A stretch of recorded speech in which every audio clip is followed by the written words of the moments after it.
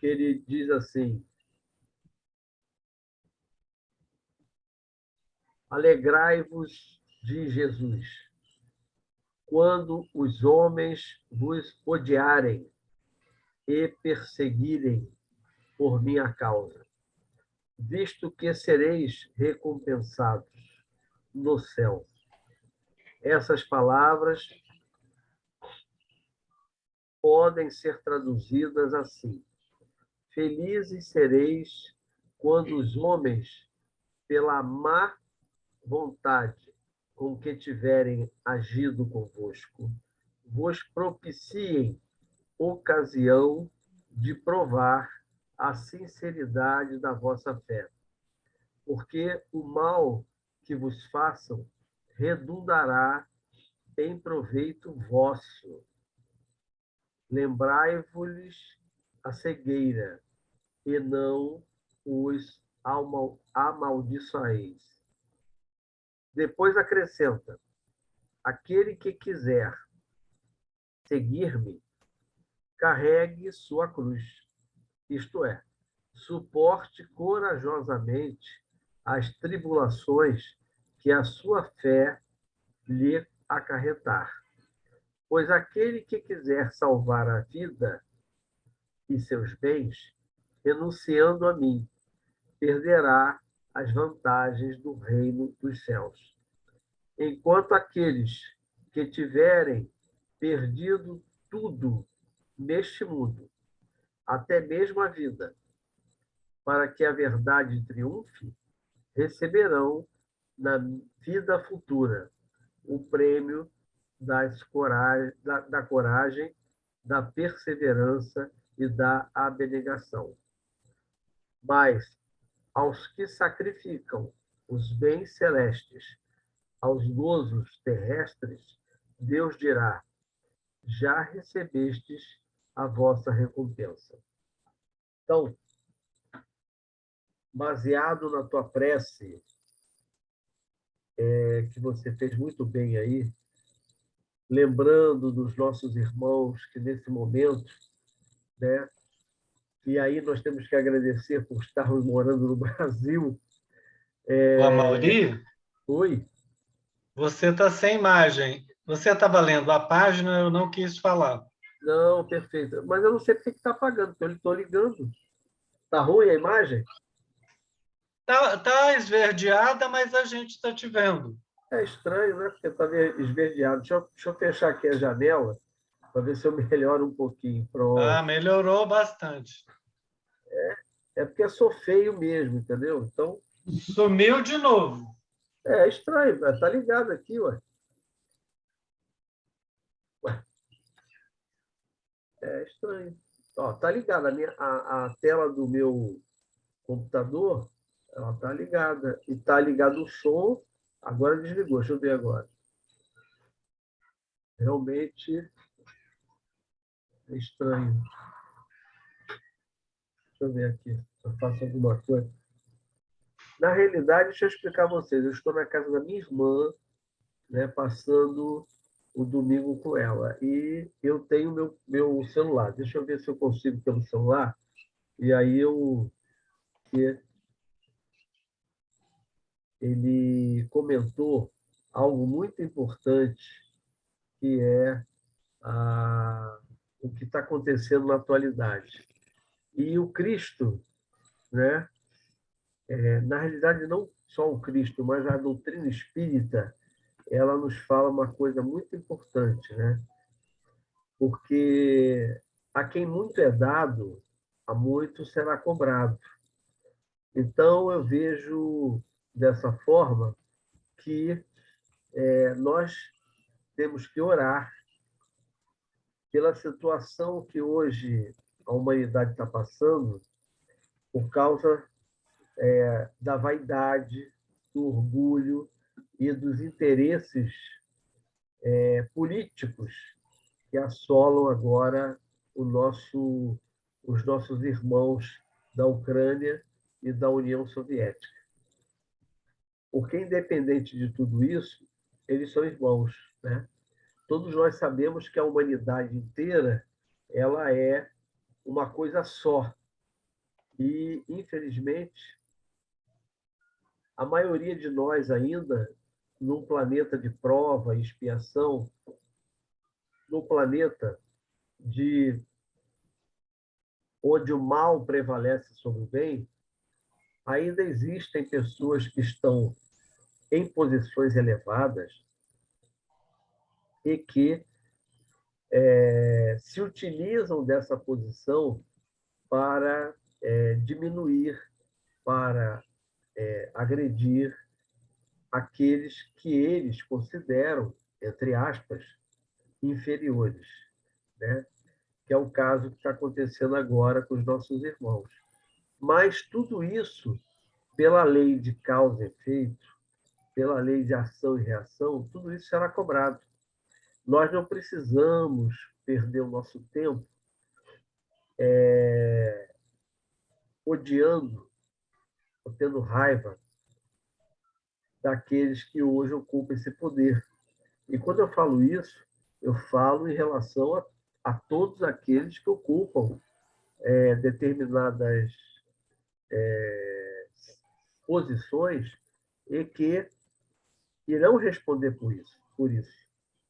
Quanto mais nós subimos na nossa escala terrestre, quanto mais nós atingimos determinados níveis, onde diversos irmãos dependem de nós, né, de uma palavra, de um gesto e de uma decisão que você pode mudar toda a concepção, né? Você pode mudar a vida dessas pessoas, como é o caso agora, né, desse nosso irmão que está querendo subjugar a Ucrânia. Mas se nós colocarmos isso em todos os níveis, né, aquele que hoje comanda uma empresa e que não e que eu já vi isso aí no, que eu vou falar não é uma vivência da pessoa dizer, o cara era um diretor de uma empresa e disse assim, para mim todos vocês são um número. Então, olha a imagem, a concepção que essas pessoas que ocupam cargos elevados têm do outro, porque não tem religiosidade, né? Não vê o outro como um irmão que está sendo útil dentro da empresa que ele trabalha, né? Que tem um nome, tem uma família, para ele é um número. Isso aí, eu vivenciei isso. A minha esposa, também que trabalha, vivenciou isso. Da pessoa que é um diretor, dizer para toda a empresa, através do microfone, dizendo que para ele todos eram um número. E por serem um número, e representarem um número, eram fáceis de ser trocados. Então, pessoas como hoje, o nosso irmão lá da Rússia, ele provavelmente tem essa visão também. Mas o que acontece? Independente da onde ele está, independente do local que ele está, ele vai arcar com a má utilização do livre-arbítrio que ele tem. Então, ao afetar diversos irmãos, né, ao afetar diversas situações, matar, né, não diretamente, porque não é ele que está puxando a arma, mas por ele ter dado a ordem, ele será afetado por isso. A lei de causa e efeito, que a doutrina espírita coloca através de Allan Kardec, ela é muito clara. Ninguém vai escapar daquilo que falamos para o próximo, daquilo que fazemos para o próximo. Então, nós devemos fazer aquilo que Jesus falava, né? É melhor você silenciar quando você tem a possibilidade de ferir alguém, se colocar no lugar do outro, né? Como Jesus mesmo falou, não fazer ao próximo aquilo que nós não queremos que ocorra conosco. Então, antes de você ferir o outro com uma palavra que vai marcá-lo, muitas vezes, até o final da sua existência, o magoar, nós criamos laços para com o outro. E criar esse laço com o outro tem que ser um laço de amor, de compreensão. Nós não devemos desejar que o outro nos compreenda. Isso ainda dentro do nosso planeta é muito complicado, né? Nós ainda nos sentimos feridos. Benedito, você também está me ouvindo, Benedito? Estou vendo. Ah, tá, porque eu estou vendo você. Se Hum. você vê o nome aí, Dacne, Você está sem a imagem, tá? Não está aparecendo. então, se você vê o nome aí, Dacne, é porque eu estou usando o computador dela. Ok. Ele está ligado, agora eu não sei por que a minha imagem sumiu, É, entendeu? Mas ok. tudo bem, você está me ouvindo, é bom me ouvir, porque aí o bate-papo, a finalidade é essa, é a gente trocar. Ok. E aí, o que acontece? Voltando ao assunto.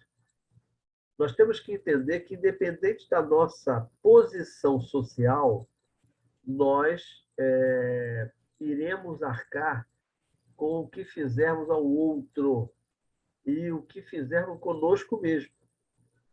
Então, nós temos que ter muito cuidado, né, para podermos, na hora de termos que darmos a nossa opinião, falarmos alguma coisa para com o outro, e que nós sabemos que, dependendo do que nós falarmos, vamos ferir o próximo, nós deveremos saber que iremos criar para nós um elo. E esse elo de ligação, ele poderá se estender até outras reencarnações. Então, primeiro devemos pensar o que o Cristo e o que Allan Kardec nos fala através dos livros, através do Evangelho, é exatamente isso. Eu me lembro quando Emmanuel, conversando com o nosso irmão Chico, e o Chico estava irritado, ele pediu que o Chico colocasse água na boca e que ele segurasse aquela água na boca o tempo que ele pudesse. Porque, assim como você está fazendo agora, o Benedito, aí o que acontece? Vai segurar essa água na boca para não falar, para não emitir algo que iria ele, Chico, se comprometer. Porque nós temos que entender que existe um elo de ligação entre a Ana, entre a Lourdes, entre a Estela, entre você, né, e todas as outras pessoas. Então, todos nós não somos perfeitos. Todos nós temos dificuldades, mas temos um componente, infelizmente, que nos faz alterarmos, que é o orgulho e a vaidade. Esses componentes de orgulho e vaidade, que é um impeditivo, é um entrave diante das situações que ocorrem. Então, que situações? Nós somos colocados em testes diariamente quando nós trabalhamos, diariamente com os nossos familiares, diariamente quando nós temos família, né? Então, o primeiro teste é dentro do lar. Qual é o teste? Nós temos irmãos, espíritos, que são completamente diferentes de nós. Quantos de nós, às vezes, não queremos nos aproximar ou não queremos receber na nossa casa parentes que são completamente opostos à nossa conduta, são completamente diferentes da maneira como nós dirigimos o nosso lar. Mas são nossos primos, são nossos consanguíneos, né? E o fato de nós não gostarmos muitamente deles, dentro da nossa casa existem parentes que gostam. Tipo assim, eu não gosto do fulano, mas a minha irmã adora o fulano. E aí? Como é que eu não vou convidar ele? Ah, ele é expansivo, ele é alegre, mas eu sou introspectivo e aí não gosto de recebê-lo na minha casa. Mas, como a minha irmã gosta, e eu amo a minha irmã, eu convido eventualmente ele para vir aqui. Então, para mim, ele é inconveniente, mas para ela, para os meus irmãos, não. Então, se nós cedermos, se nós aprendermos a ceder, a compreender, né, e aceitar o outro como ele é, nós sofreremos menos a ação e a reação, a lei de causa e efeito. O que nos incomoda, muitas vezes, é os valores que são diferentes. Mas é interessante a gente avaliar isso, porque quando nós estamos numa atividade qualquer, né, eu sei que muitos de nós hoje somos aposentados, eu sou um deles, né? Mas quando nós estávamos na nossa atividade, nós tínhamos que aceitar, né? Quando o chefe falava determinada coisa e que nós sabíamos que, pela nossa vivência, que aquilo não iria dar certo. Mas nos calávamos. Por quê? Porque nós precisávamos do emprego. Nós precisávamos continuar na nossa atividade. E aí calávamos a nossa voz. Então, e nós aceitávamos intimamente o que aquilo estava sendo feito ou estava sendo falado. Mas muitas vezes, quando chegávamos a um determinado ponto, nós verificávamos que aquilo que foi pedido dava certo, funcionou, a empresa cresceu. E aí? Mas nós, pelo nosso orgulho, pela nossa vaidade, continuávamos bloqueando. Mesmo assim, deu certo, mas mas eu não aceito. Por que não aceito? Pelo nosso orgulho, pela nossa vaidade. Então, o maior entrave hoje para que nós, seres em progresso, em processo de progresso, vamos dizer assim, nos limita um progresso melhor e mais rápido, é a maneira como nós atuamos e como nós fazemos com o próximo. Todos nós aqui, além dos defeitos que temos, né, nós temos, por exemplo, filhos ou netos que são agressivos, que são intolerantes. E nós, como avós, ou como filhos, ou como pais, sempre arrumamos uma desculpa para o gesto daqueles a quem amamos. Mas quando o outro não faz parte da nossa família, nós somos mais intolerantes, nós somos mais agressivos, no sentido da visão que nós temos, nós somos mais rigorosos na nossa visão. Então, não adianta só nós orarmos para o outro. É necessário que nós façamos pelo outro. Eu me lembro do Cristo que, diante do abandono que ele teve, de todos aqueles que estavam ao lado dele, da multidão que ele estava envolvido, e que ele, diante da multidão, ele fez milagres, entre aspas, do cego ver, do aleijado andar.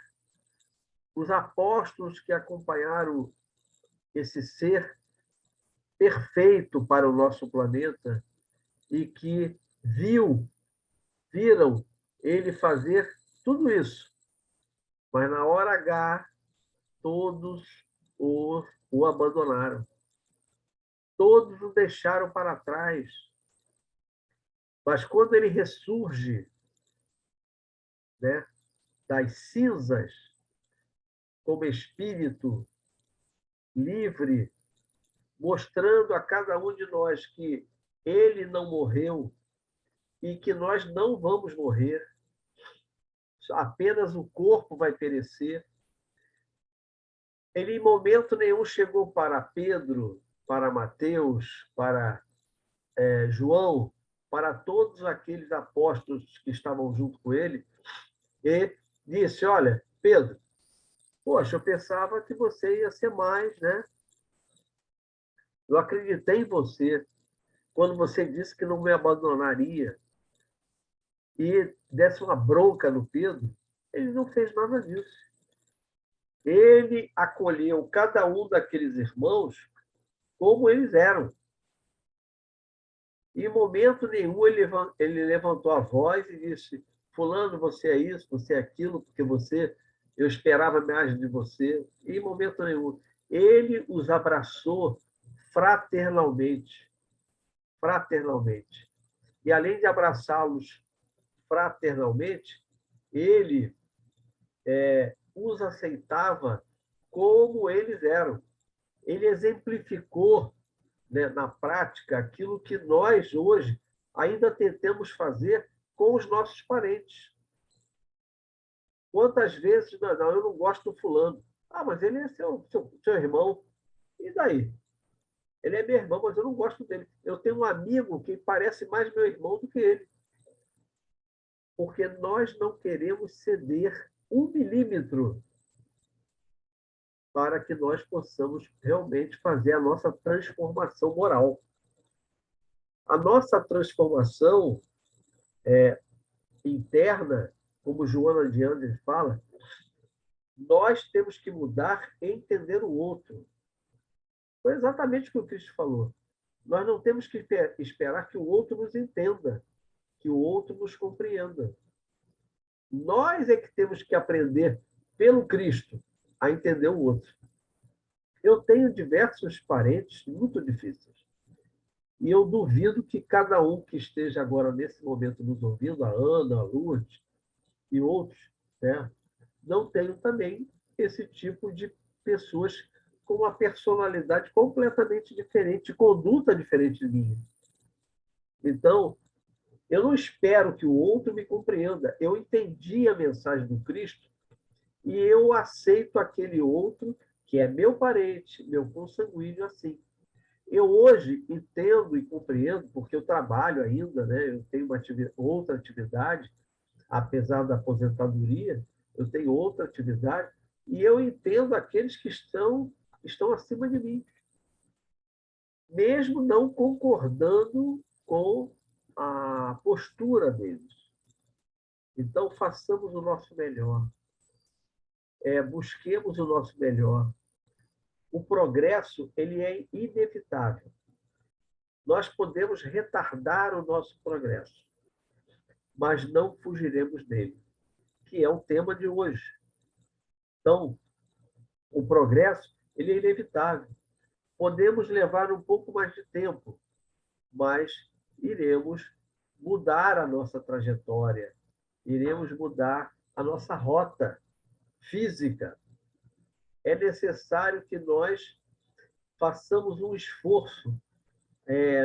No Livro dos Espíritos, Allan Kardec faz esse tipo de pergunta, né, aos espíritos, com relação à nossa predisposição à mudança. E os espíritos respondem com uma frase, com uma palavra: vontade, que é o que falta a todos nós. Não, eu sou assim, vou morrer assim. Você só vai retardar o seu progresso. Mas você não vai adiar esse progresso, porque você vai morrer, né? A minha filha, por exemplo, tem 38 anos. E ontem ela ligou para mim pedindo que eu orasse por uma amiga dela que estava terminal com um tipo de câncer. E eu peguei o nomezinho dela, fiz a prece e tal. Hoje ela me ligou dizendo que ela havia partido. Ela falou, pai, ela morreu, ela desencarnou com 34 anos. E eu disse para minha filha assim, e daí? Tem criança de 4 anos, 5 anos no INCA, com tumores, e que vão desencarnar com muito menos idade que ela. Não é a idade que importa, é que, na realidade, ela chegou no final. Ela precisava só daquele tempo para resolver as problemáticas que ela trazia. E aí, para nós que estamos na Terra, 34 anos é uma pessoa jovem. Mas quantos séculos ela já viveu? Quantos comprometimentos ela já teve? E aí, às vezes, em 34 anos de existência, você elimina muitas coisas e consegue progredir. É o mesmo caso, por exemplo, dos nossos irmãos que morreram em Petrópolis. Quantos morreram em Petrópolis, né, naquelas enchentes, naquela coisa terrível, e que nós que moramos aqui vimos isso em loco, né, através dos vídeos, através da televisão. E quantos escaparam também? Na Rádio Rio de Janeiro, agora, eu tive que ser o entrevistador, né? Então, o tema era esse, era a tragédia de Petrópolis. E aí eu li, né, o caso de uma pessoa que já tinha ido dormir, né? Ele tinha fechado a janela, tinha ido deitar, e ao deitar ele resolveu fumar. E aí ele foi para a sacada da casa. E naquele momento que ele foi para a sacada da casa, a enchente desceu, levou a casa dele, mas não levou exatamente o lugar onde ele estava, que era na sacada, na frente da casa. Por que ele escapou? Enquanto outros, né, desencarnaram naquela loucura. Tem um caso de uma menina que estava lá, que ela não mora ali em Petrópolis e foi visitar os tios, né? Ela tinha 4 anos, ela foi visitar os tios e foi conhecer a bisavó dela. E ela desencarnou lá. Então, essas desencarnações coletivas, essas desencarnações na flor da idade, são coisas que nós devemos pegar para nós e usar isso para nós. Qual é o tempo de vida, de existência que a gente ainda vai ter? Não é? Será que amanhã eu vou acordar quando for me deitar? Fazer minha prece? Eu vou despertar? Será? Não sei. Então, nós devemos fazer o que Kardec falava. Viver cada dia da nossa existência física como se fosse o último dia da nossa existência. E viver bem. E viver bem significa o quê? Tratar o próximo como eu gostaria que eu fosse tratado. Tratar o próximo como se fosse eu a pessoa. Mas ainda, infelizmente, cada um de nós, estamos num estágio evolutivo diferente. Então, você pode ser até casado, viver com a pessoa há 30 anos, mas você é um espírito. E aquela pessoa com quem você vive, que você ama, é outro espírito em processo evolutivo. Eu me lembro agora, comentando isso com vocês, do nosso lar.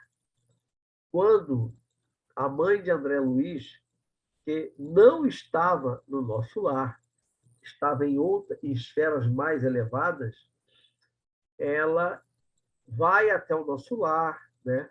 Já conversando com o André Luiz, e diz assim: eu vou retornar à Terra para ajudar o seu pai. O seu pai está no umbral. Então, ele vai renascer na mesma época que eu. E ao renascer na mesma época que eu, nós iremos nos reencontrar. Nós vamos novamente casar. E vamos receber aquelas duas amantes do seu pai como filhas. Olha ali do amor. Nós não escapamos do amor. Queiramos ou não, lutemos contra ou não, nós iremos sempre voltarmos para Deus, que é o próprio amor. Então, nós iremos, sim, refazer caminhos que deixamos para trás. E aí, o próprio André Luiz vira para ele: mas mãe, você já está no outro estágio. E você quer ainda voltar com o papai? Pela lei do amor. Porque eu amo seu pai e quero que ele progrida. Então, eu vou retirar ele daquela situação e vou continuar amando. Olha o nível espiritual que essa mulher, esse espírito, né, que reencarnou como mulher, já tinha.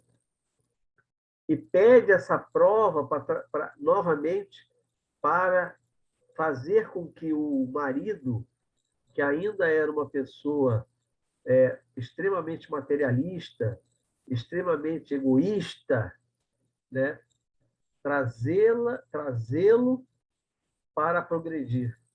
É inevitável o progresso. Então, sejamos nós, meus irmãos, o elemento que ajuda o outro, primeiro dentro do lar e depois fora do lar. Porque não adianta também eu fazer para o outro que não é do meu lar, e dentro do lar nós temos problemas, e não ajudar aquele que ainda está numa fase inferior à nossa. Então, porque eu não quero falar com ele. Você tem uma ligação, você tem um elo. Na hora de falar alguma coisa, cuidado com o que fala. Né? Eu vou dar um exemplo pessoal. Eu adoro dar exemplo pessoal. Eu tenho uma prima, e eu já falei isso aqui uma vez, talvez muitos não lembrem, que ela perdeu um filho de 4 anos. Ele hoje teria a idade do meu filho, que tem 11. Ela perdeu numa situação infeliz, em que ele inclusive saiu na televisão, na rádio, né? E foi uma situação assim, não provocada, mas que gerou a perda, né? A morte desse meu sobrinho. E essa minha prima era jovem, na realidade ela é prima de 2º grau, a mãe dela é que é minha prima de 1º grau. E aí ele desencarna com 4 anos de idade. E ela, o casamento dela balançou, né, por essa situação. E ela ligou para mim, certo dia, ela é mineira, chorando, né, e pedindo auxílio. E eu disse para ela: olha,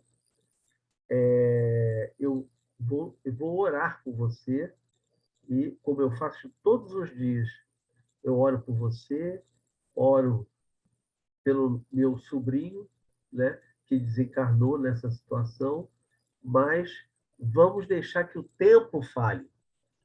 E aí, certa vez, eu indo para apanhar minha esposa, na Barra da Tijuca, estava com meu filho no banco de trás e estava, naquele momento, orando, fazendo uma prece para eles. E aí eu vi uma cena que apareceu na minha frente, independente, eu estava lúcido, né? Foi uma mediunidade visual, mas com lucidez, porque eu estava dirigindo o carro, eu podia bater com o carro, né? Mas eu vi aquela cena, aquele quadro, e o século era o século XVII, em que uma mulher foi cortejada por dois homens. E um desses homens a conquistou, né? E o outro, que queria conquistá-la, né? ela fez, como é que eu vou falar? Ela fez uma... Já vi que temos 5 minutos, né? Aí ela fez um deboche. Essa pessoa, não, obviamente, não casou com ela, quem casou foi a outra, e ela, o tempo passou, ela desencarnou muito magoada, muito triste. Bom, o que vem a ser isso? Aquela pessoa era ela, numa outra existência, a minha prima. E ela casou com o atual marido dela. E aquele que ela debochou veio como filho nessa encarnação. E, pelo acidente que houve, ela perdeu aquele filho. Então, vocês veem, ela tinha que sentir tudo aquilo que ele sentiu. Porque você dizer para a pessoa assim, olha, eu fiquei muito feliz com a sua colocação, eu fiquei muito honrado com a sua... querendo que eu casasse com você, mas eu optei por uma outra pessoa. É diferente de você debochar. E parece uma bobagem, né? Ela debochou e aquilo marcou, porque você magoou o outro. Então, nós temos que ter muito cuidado com as nossas colocações para com o outro, né? E dizer, né, Senhor, muito obrigado. Muito obrigado, Senhor, por tudo que temos, por tudo que sou. Mas, acima de tudo, mestre, obrigado pelo teu amor. Amor de pai, de amigo, de irmão. Muito obrigado, Senhor, pelo meu lar. Eu tenho um lar, uma cama que me aquece, um cobertor. Mas, nesse momento, milhares de pessoas estão ao relento. Muito obrigado, Senhor, pela minha família. Eu tenho uma família, e ela é uma família muito difícil para mim, mas eu sei que esta é a família que eu precisava, e não aquela que eu gostaria de ter. Muito obrigado também, mestre, pelos meus amigos, amigos que me dão a mão quando eu choro, que me levantam quando eu estou caído. Eu tenho amigos. Mas, nesse momento, milhares de pessoas na Terra não têm amigos porque não eram solidários. Por isso que hoje estão solitários. Muito obrigado também, mestre, pelo meu trabalho. Eu tenho uma atividade, eu posso levar o pão para dentro da minha casa. Mas, neste momento, milhares de irmãos morrem de fome na Terra. Muito obrigado também por aqueles que me espizinham, por aqueles que me caluniam, porque eu tenho que agradecer a esses irmãos, porque eles me mantêm na retidão do caminho. Mas se eu nada disso tivesse, se eu não tivesse um lar para morar, uma família para amar, amigos para amar, e um trabalho para realizar, mesmo assim, mestre, eu jamais blasfemaria, porque eu tenho a ti. Que nós possamos, unidos pelo pensamento, pedir a Jesus que perdoe a esses irmãos que fazem com que outros morram em função do egoísmo, daquilo que eles desejam. Porque a quem muito é dado, a muito será cobrado. E pedir também por aqueles que estão caindo nesta guerra, né? Porque, infelizmente, eles são as vítimas e serão acolhidos no plano espiritual pelo amor de Deus e do Cristo. Muita paz. Obrigado, Mauri.